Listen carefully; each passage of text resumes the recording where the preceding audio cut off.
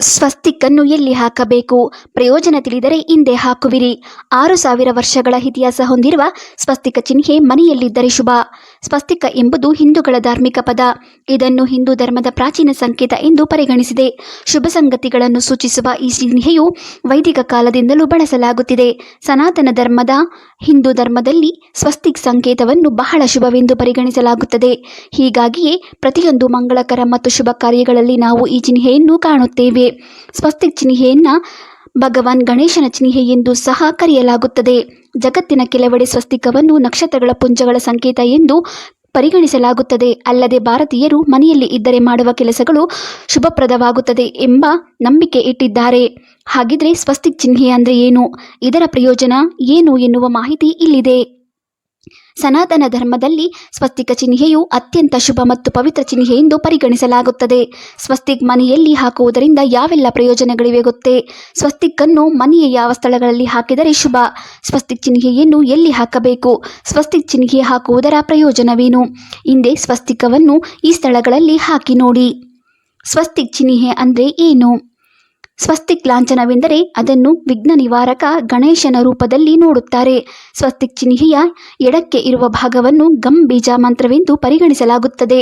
ಇದರಿಂದ ಗಣಪತಿಯನ್ನು ಸ್ಥಾಪಿಸಿದಂತಾಗುತ್ತದೆ.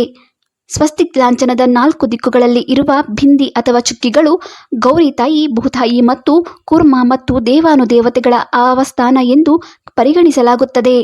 ಹಾಗಾಗಿ ಸ್ವಸ್ತಿಕ್ ಲಾಂಛನಕ್ಕೆ ವಿಶೇಷ ಮಹತ್ವ ಇರುವುದು. ಪವಿತ್ರವಾದ ಸ್ವಸ್ತಿಕ್ ಆಕಾರದಲ್ಲಿ ದೇವಾನುದೇವತೆಗಳು ವಾಸಿಸುತ್ತಾರೆ ಎಂಬ ನಂಬಿಕೆ ಇದೆ. ಸ್ವಸ್ತಿಕ್ ಲಾಂಛನ ಇದ್ದೆಡೆ ನಕಾರಾತ್ಮಕತೆ ದೂರವಾಗುತ್ತದೆ.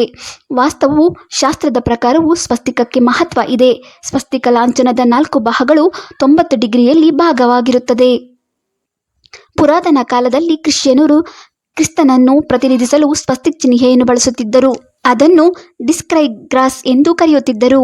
ಅಮೆರಿಕದ ಪೈಟಲ್ಗಳು ಮೊದಲು ಮಹಾಸಮರದ ವೇಳೆ ವಿಮಾನದ ಮೇಲಿನ ಸಂಕೇತವಾಗಿ ಸ್ವಸ್ತಿಕ್ ಅನ್ನು ಬಳಸುತ್ತಿದ್ದರು. ಜೊತೆಗೆ ಹಿಂದೂ ಧರ್ಮದಲ್ಲಿ ಗಣೇಶ ಮಾತ್ರವಲ್ಲದೆ ಈ ಚಿಹ್ನೆಯನ್ನು ಅದೃಷ್ಟ, ಸೂರ್ಯ, ಬ್ರಹ್ಮ, ಸೃಷ್ಟಿಕರ್ತ ಹೀಗೆ ಹಲವಾರು ವಸ್ತುಗಳ ಸಂಕೇತವೆಂದು ಕೂಡ ಕರೆಯಲಾಗುತ್ತೆ.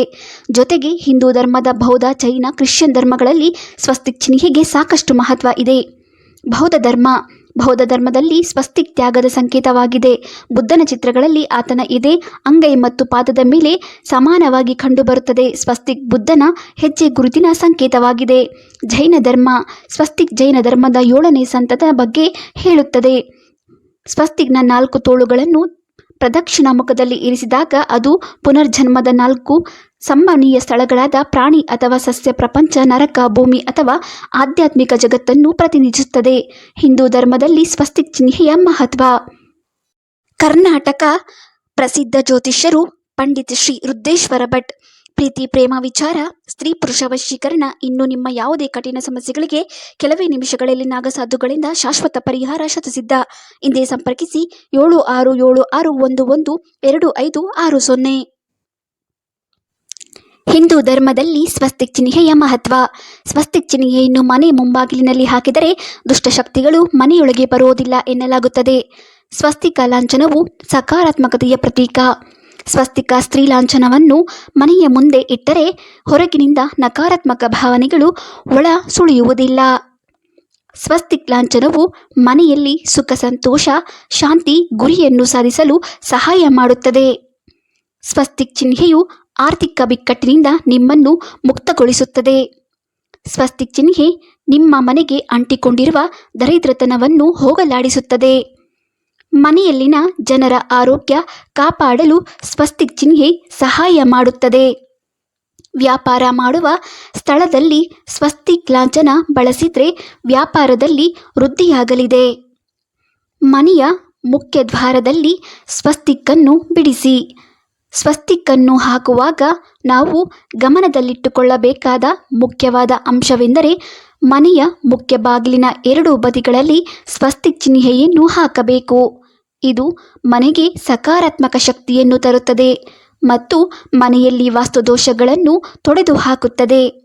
ಆದರೆ ಮುಖ್ಯ ದ್ವಾರದಲ್ಲಿ ಹಾಕುವ ಸ್ವಸ್ತಿಕವು 9 ಬೆರಳುಗಳಷ್ಟು ಉದ್ದ ಮತ್ತು ಅಗಲವನ್ನು ಹೊಂದಿರಬೇಕು. ಹಾಗೂ ಸ್ವಸ್ತಿಕವು ಕೆಂಪು ಅಥವಾ ಸಿಂಧೂರ ಬಣ್ಣದಲ್ಲಿರಬೇಕು. ಮುಖ್ಯವಾಗಿ ಸ್ವಸ್ತಿಕವನ್ನು ಸಿಂಧೂರದಿಂದ ಹಾಕಿದರೆ ಶುಭದಾಯಕ. ಅಂಗಳದಲ್ಲಿ ಸ್ವಸ್ತಿಕ್. ಅಂಗಳದ ಮಧ್ಯದಲ್ಲಿ ಸ್ವಸ್ತಿಕ್ ಚಿಹ್ನೆಯನ್ನು ಹಾಕುವುದರ ಮೂಲಕ ಶುಭ ಫಲಿತಾಂಶಗಳನ್ನು ಸಹ ಪಡೆಯಬಹುದು ಎಂದು ಹೇಳಲಾಗುತ್ತದೆ. ಅದೇ ರೀತಿ ಮನೆಯ ಅಂಗಳದಲ್ಲಿ ಸಗಣಿಯಿಂದ ಸ್ವಸ್ತಿಕ್ ಚಿಹ್ನೆಯನ್ನು ಹಾಕಬೇಕು. ಇದರಿಂದ ಪೂರ್ವಜರ ಆಶೀರ್ವಾದವನ್ನು ಪಡೆದುಕೊಳ್ಳಬಹುದು.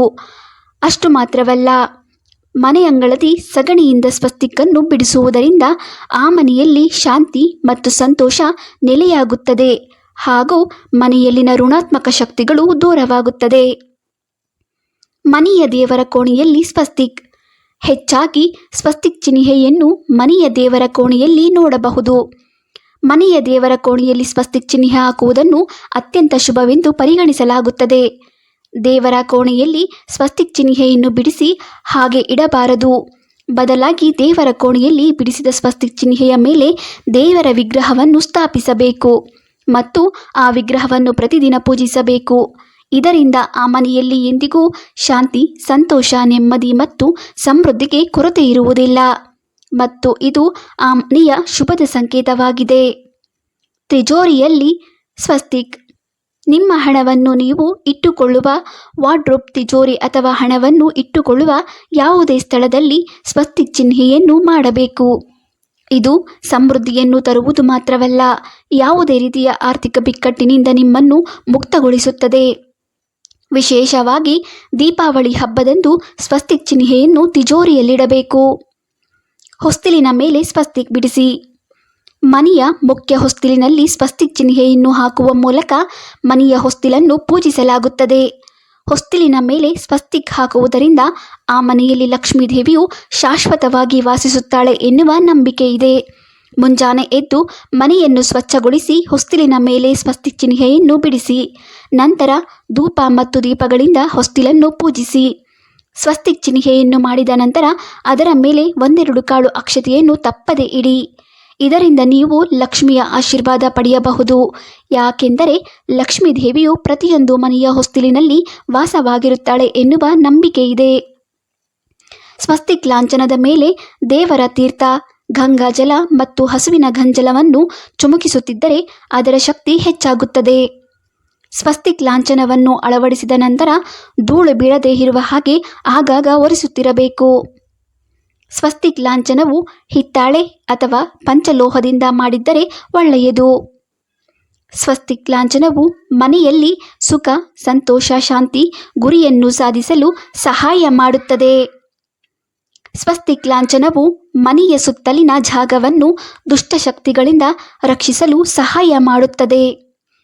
ಮನೆಯ ಗೇಟ್ ಹಾಗೂ ಕಾಂಪೌಂಡ್ ಗೋಡೆ ಮೇಲೆ ಸ್ವಸ್ತಿಕ್ ಲಾಂಛನವನ್ನು ತಪ್ಪದೆ ಹಾಕಬೇಕು. ಮನೆಯ ಮುಂಭಾಗದ ಬಾಗಿಲಿನ ಬಳಿ ಓಂ ಮತ್ತು ಸ್ವಸ್ತಿಕ್ನಂತಹ ಆಧ್ಯಾತ್ಮಿಕ ಚಿಹ್ನೆಗಳನ್ನು ಹೊಂದಿರುವುದು ಮಂಗಳಕರವಾಗಿದೆ. ಧನಾತ್ಮಕ ಶಕ್ತಿಗಳನ್ನು ಆಕರ್ಷಿಸುತ್ತದೆ. ಮನೆಯಲ್ಲಿ ಸಂತೋಷ, ಸಮೃದ್ಧಿ ಮತ್ತು ಶಾಂತಿ ಹೆಚ್ಚಾಗುತ್ತದೆ. ಸ್ವಸ್ತಿಕ್ ಯಾವ ಬಣ್ಣದಲ್ಲಿರಬೇಕು? ಯಾವ ರೀತಿ ಸ್ವಸ್ತಿಕ್ ಹಾಕಬೇಕು? ತಪ್ಪಾಗಿ ಹಾಕುವುದರ ಪ್ರತಿಫಲ ಯಾವ ರೀತಿ ಇರುತ್ತದೆ?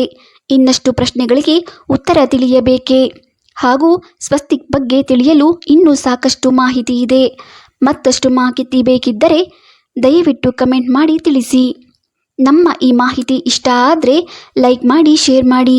ಮುಂದಿನ ಇಂಟ್ರೆಸ್ಟಿಂಗ್ ಮಾಹಿತಿಗಾಗಿ ನಮ್ಮ ಚಾನೆಲ್ ಸಬ್ಸ್ಕ್ರೈಬ್ ಮಾಡಿ. ಮುಂದಿನ ವಿಡಿಯೋದೊಂದಿಗೆ ಭೇಟಿಯಾಗೋಣ. ಪೂರ್ತಿ ವಿಡಿಯೋ ನೋಡಿದ್ದಕ್ಕಾಗಿ ಧನ್ಯವಾದಗಳು.